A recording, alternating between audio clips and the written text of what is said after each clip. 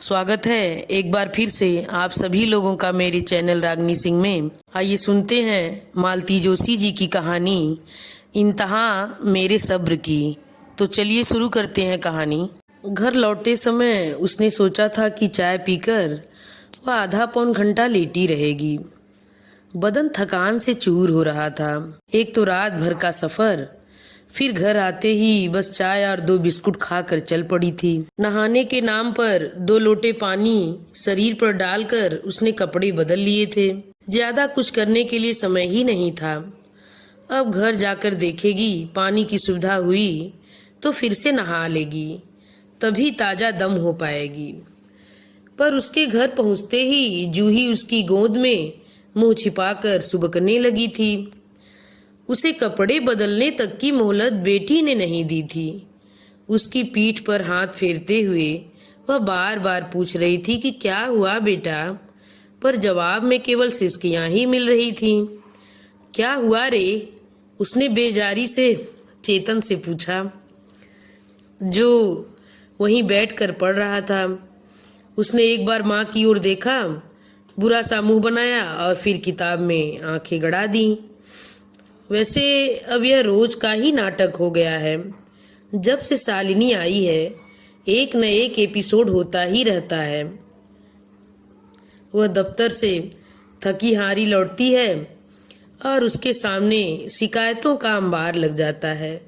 शिकायतें दोनों तरफ से होती हैं, पर न्याय तो हमेशा एक तरफा ही करना पड़ता है।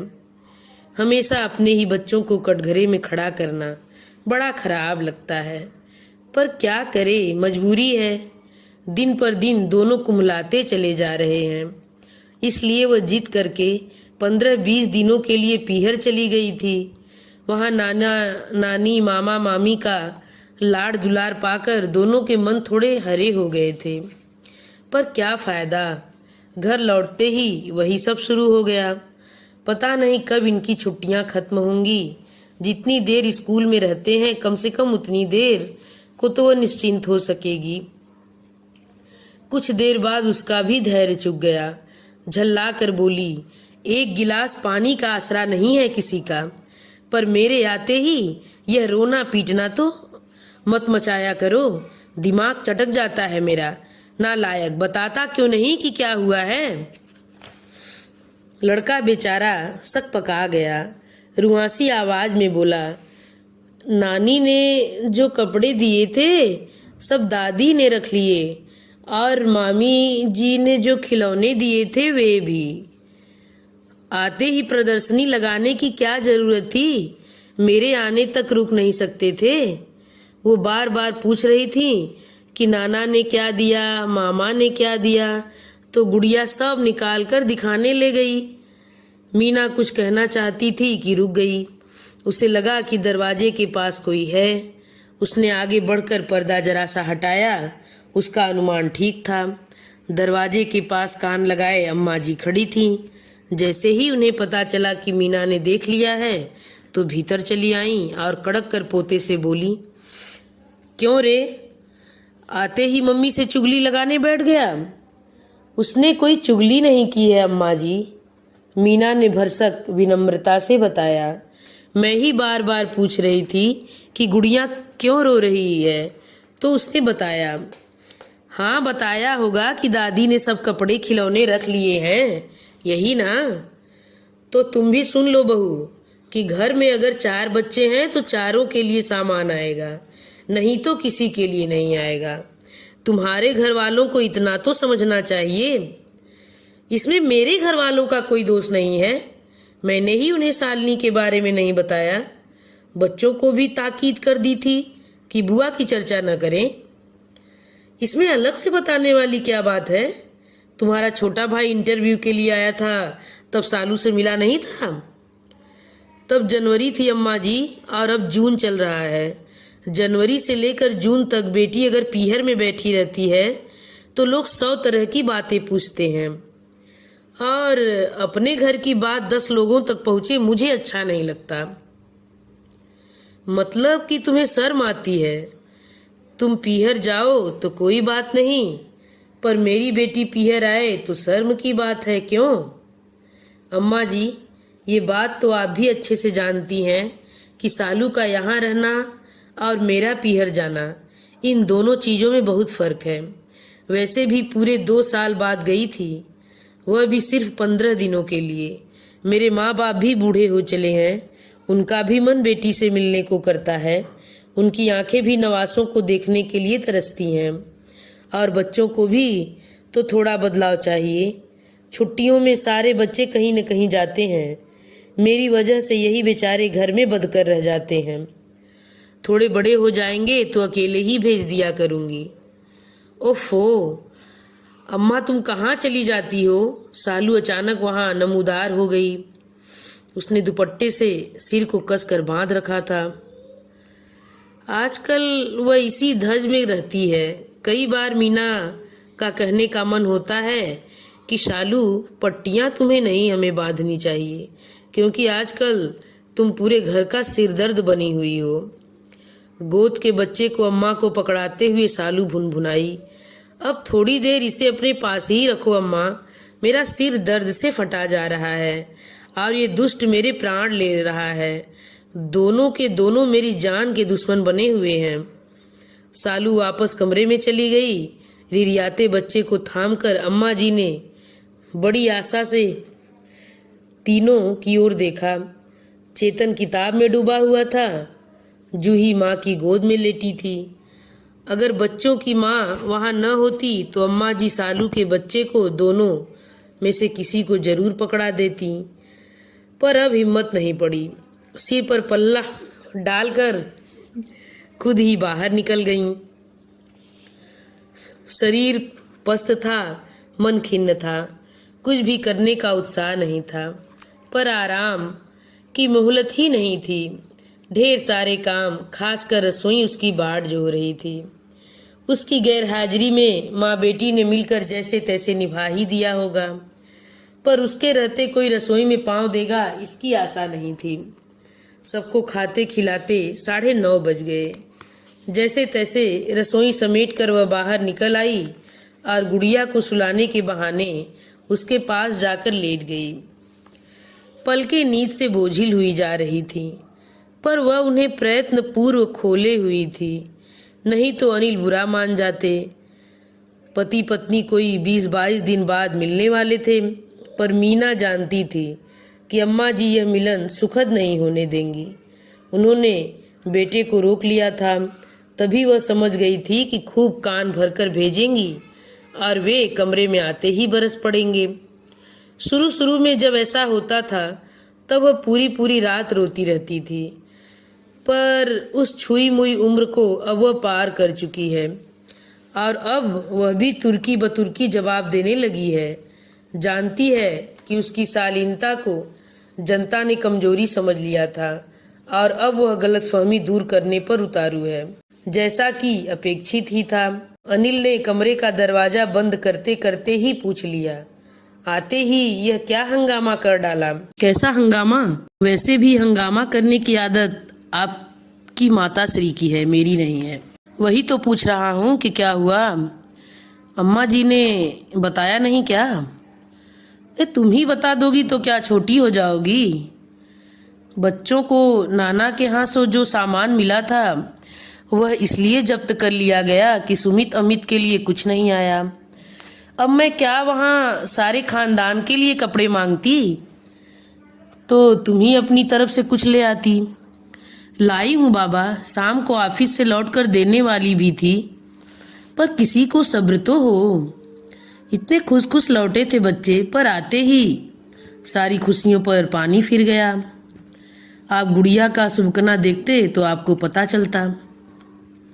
अनिल चुप हो गए, कहते भी क्या, पर मीना चुप नहीं हुई। बोली, मेरी और भी 2 बहनें हैं, पर किसी की ससुराल से यह फरमान नहीं आता कि हर बार पूरे खानदान की पहरवानी करनी पड़ेगी। यह सिस्टम आप ही के घर में देखा है। मुझे पहली बार में ही जता दिया गया था कि वहाँ से आएंगी तो इकट्ठी 3 साड़ियाँ आएंगी। जब 3 आने लगी तो शिकायत हुई कि वे नौकरानियों के लायक भी नहीं है। अब एक के बजट में 3 आएंगी तो ऐसा ही होगा ना। तब मैंने ही माँ से कह दिया कि मुझे साड़ी वाड़ी देने की जरूरत नहीं है, जो देना है अपने नवासों को दो। अब उसमें भी हिस्सेदारी पैदा हो गए हैं। अब इनके लिए भी मना कर दूंगी। मेरे माँ बाप कोई धन्ना सेठ थोड़े ही हैं जो देते ही चले जाएंगे। वैसे भी लिया दिया यहाँ आकर सब अकारत ही हो जाता है। बहस से बचने के लिए अनिल चुपचाप करवट बदल कर लेट गए, पर अब मीना चुप बैठने वाली नहीं थी। उसकी नींद काफूर हो गई थी और मन आक्रोश से भर गया था। बोली, मैं जानती थी कि यह सब ऐसा ही होगा, इसलिए जब आप सालू को लेने जा रहे थे तो मैंने कहा था पहले एक कमरा ठीक कर लो। सालू क्या वहाँ अकेली रहती? अम्मा जी साथ रह लेती। यह घर अम्मा का है, यह मत भूलो। तो हम चले जाते, भले एक कमरे में गुजारा करते पर चैन से तो रहते। और बच्चे दिन भर अकेले रहते। अभी भी तो अकेले जैसे ही हैं। अभी भी अम्मा दरवाजा भर खोलती हैं और नींद से जगाने के लिए 100 गालियां देती हैं। बच्चे अपने से कपड़े बदलते हैं, अपने से खाना लेकर खाते हैं, अपनी जूठी प्लेट खुद उठाकर सिंक में रखते हैं और अपने से पढ़ने बैठ जाते हैं। जब से सालू आई है बच्चों को पढ़ना भी पद नहीं रहा। अमित सुमित दोनों उनके सिर पर सवार रहते हैं। कोई पेन छीन लेता है, कोई कॉपी फाड़ देता है, जो कोई किताब छीनकर भाग जाता है। शिकायत करो तो उल्टे इन्हीं लोगों पर डांट पड़ती है। अम्मा जी जब तब गुड़िया को छोटू पकड़ा देती हैं। 6 साल की बच्ची है वह, उसकी क्या बच्चे खिलाने की उम्र है? कभी अपने बीवी बच्चों की ओर भी देख लिया कीजिए, तब आपको पता चलेगा कि बच्चों के मुंह कैसे सूख गए हैं। आधी से ज्यादा रात इसी कलह क्लेश में बीत गई। और यह सिर्फ आज ही की बात नहीं है, आजकल अक्सर ही ऐसा होता है। पति से बात करने के लिए यही एक समय मिलता है और उस समय तक अनिल दिन भर की आपाधापी से इतने थके हुए उबे हुए होते हैं कि जरा सी बात पर उखड़ जाते हैं। फिर वह चुप नहीं रह पाती, सारा संचित आक्रोश बाहर आ जाता है। हर बात एक बहस में और हर बहस एक प्रश्न चिन्ह में तब्दील हो जाती है। अभी उसी दिन मीना ने कहा था, सुनो 1 लीटर दूध बढ़ा लें, शाम को बच्चों के लिए 1 बूंद नहीं बचता है। वे एकदम भड़क गए। 1 लीटर दूध का मतलब समझती हो? पूरे 700 रुपए की बढ़ोतरी। मीना को भी यह हिसाब आता है, पर इस उम्र में बच्चों का दूध से वंचित रह जाना उसे कचोटता है। कभी मीना कहती, सोचती हूँ शाम के लिए एक महाराजीन रख लूँ। शाम को मैं एकदम पस्त हो जाती हूँ, बच्चों को जरा भी समय नहीं दे पाती, कम से कम परीक्षा तक। वे उसकी बात पूरी नहीं होने देते। कहते, तुम थोड़े दिन सब्र नहीं कर सकती? यहाँ मैं रोज खर्चा घटाने की तरकीबें सोचता हूँ और तुम हो कि रोज एक नया शिगुफा छोड़ देती हो। वह कहना चाहती है कि फिर बच्चों के लिए एक ट्यूशन ही लगवा दो, पर कहते डर लगता है, सुनते ही झल्ला जाएंगे। उनका आजकल तकिया कलाम हो गया है, तुम थोड़े दिन सब्र नहीं कर सकती? कितने दिन सब्र करे मीना, 10 साल से यही तो करती आ रही है। वह पति की परेशानियां समझती है, जानती है। वे कर्ज की किस्तें चुकाते चुकाते बेचारे हलकान हो गए हैं। घर की किस्तें अभी भर ही रहे थे कि शादी हो गई।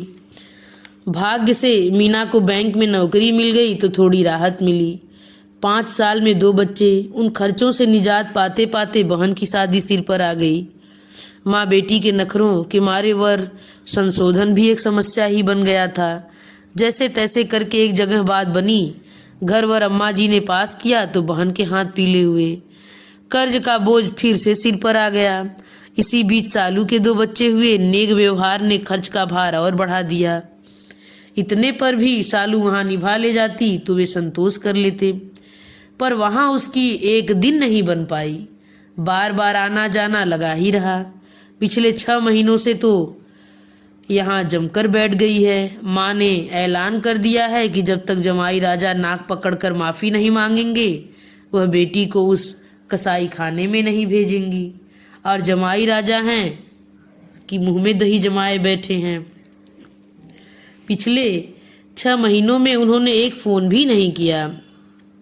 जब से सालू आई है घर का सारा बजट गड़बड़ा गया है, लेकिन उन लोगों के लाड़ प्यार में, खान पान में कोई कमी अम्मा जी बर्दाश्त नहीं करती हैं। बस गाज गिरती है तो उसी के बच्चों पर, इसलिए वह भी इन दिनों बगावत पर उतर आई है। बच्चों की पढ़ाई का जो हाल हो रहा था वह उसे बर्दाश्त नहीं हो रहा था। हार कर उसने अपनी मुंह बोली ननद राधिका को पटाया और बच्चों को उसके पास भेजने लगी। राधिका उन दिनों फुर्सत में थी, उसने एमए कर लिया था और उसके लिए जोर शोर से लड़के ढूंढे जा रहे थे। 2 घर छोड़कर ही घर था उसका, लाने ले जाने का झंझट नहीं था। सोचा कुछ नहीं तो कम से कम होमवर्क ही करवा देगी, कम से कम बच्चे वहां शांति से पढ़ तो सकेंगे। सबसे अहम बात तो यह थी कि आपस का मामला था, इसलिए सस्ते में निपट गया था। बाहर के ट्यूशन्स तो बहुत महंगे थे। अम्मा जी को तो उसने यही बताया था कि राधिका बच्चों को मुफ्त में पढ़ा रही है, नहीं तो वे फिजूल खर्ची पर एक लेक्चर दे डालती। पर इस 28 मई को राधिका की भी शादी हो गई। बच्चों की पढ़ाई की समस्या फिर से उसके सामने मुंह बाए खड़ी थी। जुलाई महीने की एक भीगी शाम को उसने घर में अचानक एक विस्फोट कर दिया। सब लोगों को खाना परोसते हुए उसने अचानक सूचना दे दी कि उसका ट्रांसफर हो गया है उज्जैन, अगले महीने ही ज्वाइन करना होगा। सब लोग सकते में आ गए, सबके कौर हाथ में ही रह गए। फिर माँ बेटे ने एक साथ पूछा, ट्रांसफर अचानक कैसे? मीना ने जानबूझकर ही यह समय इस खबर के लिए चुना था ताकि जो प्रतिक्रिया हो सबकी एक साथ हो। माँ बेटे की हैरानगी को नज़रअंदाज करते हुए उसने शांत भाव से कहा, नौकरी में ट्रांसफर होते ही रहते हैं, इसमें आश्चर्य क्या है? अब तक तो नहीं हुआ था। अम्मा जी बोली, ये अपनी खुशकिस्मती थी, कैंसिल करवा लो। मैं कल ही आकर तुम्हारे जीएम से मिलता हूँ। कैंसिल तो मैं नहीं करवाऊंगी, उसने पति को 2 टूक उत्तर दिया। प्रमोशन पर जा रही हूँ, ऐसा गोल्डन चांस छोड़ता है कोई? यहाँ क्या होगा? अम्मा जी को चिंता हुई। यहाँ क्या होना है, आपके सुपुत्र तो आपके पास ही रहेंगे। बच्चों को रख सके तो ठीक है, वरना उनकी टीसी निकलवा लेते हैं। और रोटी पानी? रोटी पानी के लिए आप हैं, सालू हैं। 3 जनों का खाना ही कितना होता है? सालू क्या यहाँ तुम्हारा चूल्हा फूकने के लिए आई है? एक तीखा सा उत्तर मीना की जबान तक आया था, पर उसे गटकते हुए उसने कहा, तो एक मिश्रानी रख लेते हैं। मैं तो इनसे कितने दिनों से कह रही हूँ कि कम से कम दोनों वक्त फुलके उतारने के लिए किसी को रख लेते हैं। अम्मा जी से निपटकर मीना पति से मुखातिब हुई, सुनो, इस वीकेंड पर उज्जैन चले चलते हैं। अच्छा सा पास पड़ोस देखकर कोई घर ठीक कर लेते हैं। बच्चों के स्कूल के लिए भी पूछताछ कर लेंगे। मेरा ऑफिस दूर हो तो कोई बात नहीं, पर बच्चों का स्कूल पास होना चाहिए। लगता है तुम जाने के लिए तैयार बैठी हो। अरे इतनी अच्छी पोस्टिंग है, मेरे मना करने भर की देर है, कोई भी लपक लेगा। फिर बाद में किसी वजह देहात ने फेंक दिया तो मुसीबत होगी। आजकल हर कहीं तो बैंक की शाखाएं खुल गई हैं।